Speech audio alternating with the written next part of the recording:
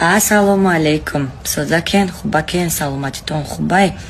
80% аз подписчикам зиқ шидан ба хотире ки ман сайдма мефурӯшам гуфтам 20% бошад ами қадар хирсан шудан ма шуморо обратно зиқ мекунам.